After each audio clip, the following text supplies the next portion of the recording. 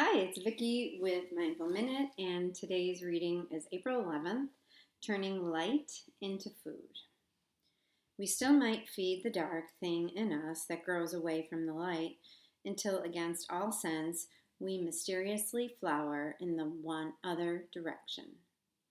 Quietly, each spring, things in the plant world start growing slowly toward the light, while their roots finger their way underground. But once breaking surface, the most amazing thing happens again and again without a sound.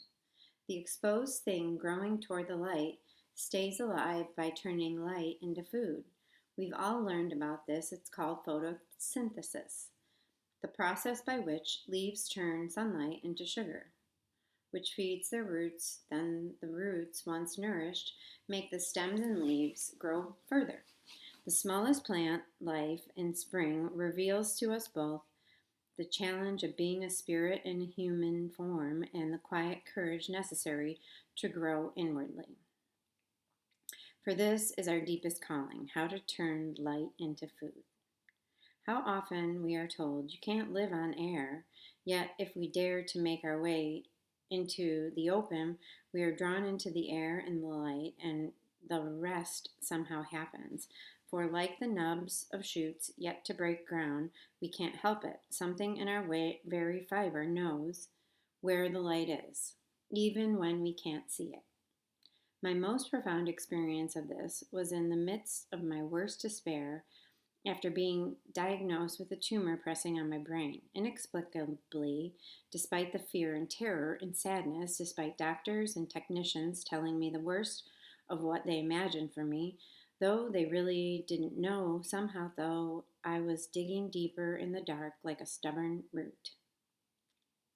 Some essential vein of being was, for all that, growing toward the light.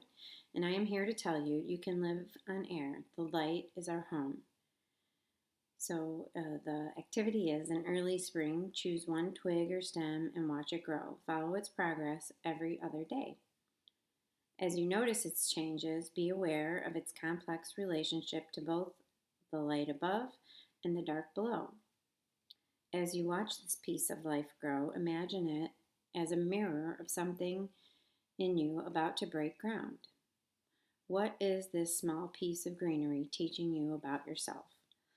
And this is one thing that has been happening in front of me, and amidst this pandemic that we are dealing with as the world, planet Earth right now, I have been noticing that spring hasn't stopped, and the trees are still growing and getting their buds, and the bunnies are still hopping, and the robins are still chirping and gathering nest stuff for their nests, for their blue eggs, and it just really soothes me. And this reading suits me, and about digging deep, but also being light. And there's something in that visual that really speaks to me and comforts me in this time, that there that if I allow the light in me to shine, and I allow the depth in me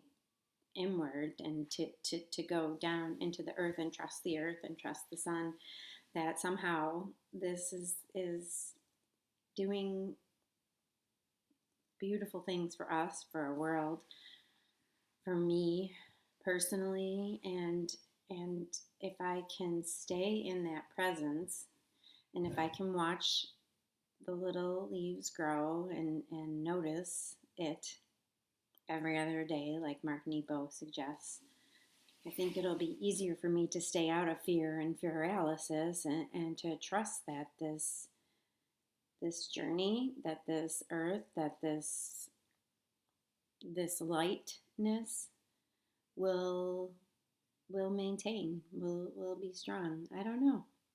I'm just here, and I'm gonna stay here for now, and I'm gonna ponder that and take Mark Nepo's advice from the Book of Awakening. So please subscribe. Please share with anybody that you think might like this message. You can visit me at vickirude.com. You can sign up for my email list. And I hope that you are well. I hope that you are safe. And I hope that you are kind to yourself and others today. Namaste.